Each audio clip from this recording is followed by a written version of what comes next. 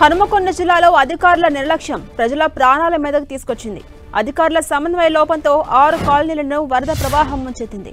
హనుమకొండలోని 100 feet road వద్ద వరద గేట్లను మూసివేశారు అధికారులు. దీంతో దిగువన ఉన్న 6 కాలనీలోకి వరద ముంచుకొచ్చింది. కేయూసీ ఎక్స్ రోడ్లోని తులసి బార్ వద్ద ఉన్న వరద గేట్లను ఎత్తాలని అధికారులను వేడుకుంటున్నారు ముంపు బాధితులు.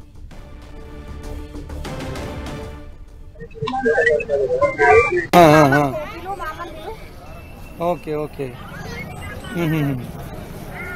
సరే సరే సరే సరే మీది అయిపోతే చెప్పు మళ్ళా, ఎందుకంటే ఎంఎన్ఆర్ నగరం. ఇక మరింత సమాచారం మా ప్రతినిధి కేకే అందిస్తారు.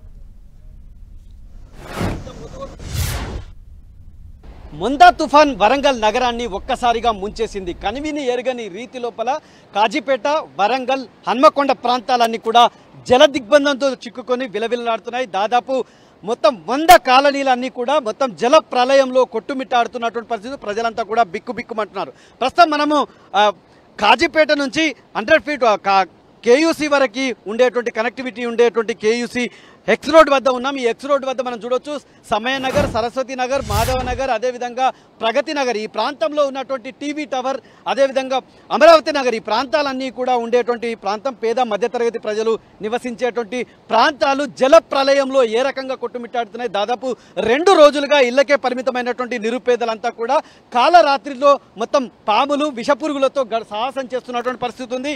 ఇదంతా కూడా సమయనగర్ ప్రాంతం ఇదంతా కూడా దాదాపు 2 దశాబ్దాల కాలం లోపల ఇంత ప్రళయం ఎప్పుడూ రాలేదని చెప్పి ఈ ప్రాంతంలో ఉన్నటువంటి ప్రజలు అంటున్నారు.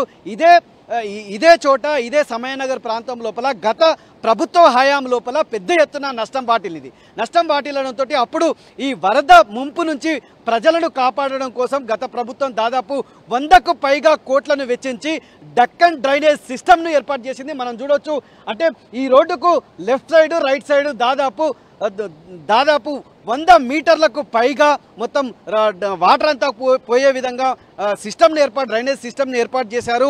దానివల్ల ఇప్పటి వరకు గత 2 ఏళ్ల నుంచి కూడా ఎప్పుడు కూడా ఈ రకమైనటువంటి నష్టం వాటిలేదు. ఇదంతా కూడా సిస్టమైజ్ చేస్తూ ఈ వాటర్ అంతా కూడా పోయే విధంగా మొత్తం మనం విజువల్స్లో చూసినటువంటి ఆ ప్రాంతం లోపల దాదాపు తులసి బార్ అనేటువంటి ప్రాంతం ఉంటుంది. ఈ తులసి బార్ దగ్గర దాదాపు గేట్లు ఏర్పాటు చేశారు. అంటే ఈ ఫ్లడ్ను కంట్రోల్ చేసేటువంటి గేట్లు ఏర్పాటు చేశారు. ఎప్పుడైతే ముంతా తుఫాన్ వచ్చిందో ముంతా తుఫాన్కు సంబంధించి ముందస్తు ఏర్పాట్లు చేయాల్సినటువంటి అధికారులు అక్కడ ఉన్నటువంటి గేట్లను ఎత్తివేయాలి. పూర్తిగా అధికార యంత్రాంగం వైఫల్యం వల్ల ఈ ప్రళయం అనేటువంటి జరిగింది. దాదాపు 10 కాలనీలు జలమయం కావడానికి అధికార యంత్రాంగం వైఫల్యం చాలా స్పష్టంగా కనబడుతుంది. ఇప్పటి వరకు కూడా గేట్లను ఎత్తివేయకపోవడంతో ఈ జల ప్రళయం అనేటువంటి కొనసాగుతున్నటువంటి సిచ్యువేషన్ మనకు కనిపిస్తుంది. ఎక్కడ కూడా అడుగడుగున మొత్తంగా కూడా ఈ జల ప్రళయం అంతా కూడా ప్రజలను ఉక్కిరిబిక్కిరి చేస్తుంది. ఈ ప్రాంతంలో ఉన్నటువంటి ప్రజలంతా కూడా అంటే సమయనగర్ వైపు దాదాపు 5 కిలోమీటర్ల మేర ఉన్నటువంటి కోమటిపల్లి, భీమారం, అదేవిధంగా గోపాల్పూర్కు సంబంధించినటువంటి ప్రాంతంలో ఉన్నటువంటి ప్రజలు ఎవరైతే ఉన్నారో వాళ్ళందరినీ అక్కడి నుంచి వచ్చేటువంటి వరద ఏదైతే ఉందో ఆ వరద అంతా కూడా మొత్తం సమయనగర్ వైపు మళ్లించడంతో మొత్తం ఈ ప్రాంతానికి సంబంధించినటువంటి ప్రజలంతా కూడా బిక్కుబిక్కుమంటున్నటువంటి పరిస్థితిని చూడొచ్చు.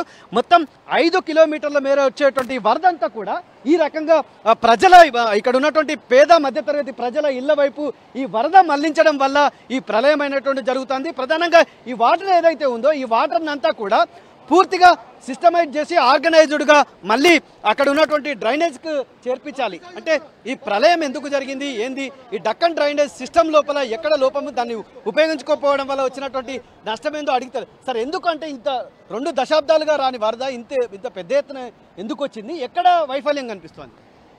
గత 20 ఏళ్ళుగా ఇంత పెద్ద ఎత్తున ఎప్పుడూ రాలేదు. ప్రకృతి వైపరీత్యం వచ్చింది. అయినా కానీ గత ప్రభుత్వం 100 కోట్లకు పైగా డబ్బులు వెచ్చించి ప్రకృతి ఫండ్స్ నుంచి 100 కోట్లకు పైగా వెచ్చించి డక్కన్ డ్రైనేజీని నిర్మించింది.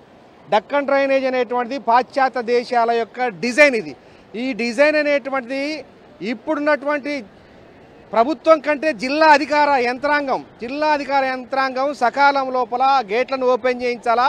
ఇది ఐబీ, ఆర్ఎండ్బి అండ్ కలెక్టరేట్, జీడబ్ల్యూఎంసీ ఈ అధికారుల సమన్వయంతో వెళ్లాల్సినటువంటి అవసరం ఉంది. ఇది సమన్వయం చేసుకోవాల్సినటువంటి వాళ్ళు సమన్వయం చేసుకోవాలి. పాపం పోలీస్ అధికారులు తెల్లవారుజాము నుంచి ఇప్పటి వరకు అష్ట కష్టాలు పడుతుంది.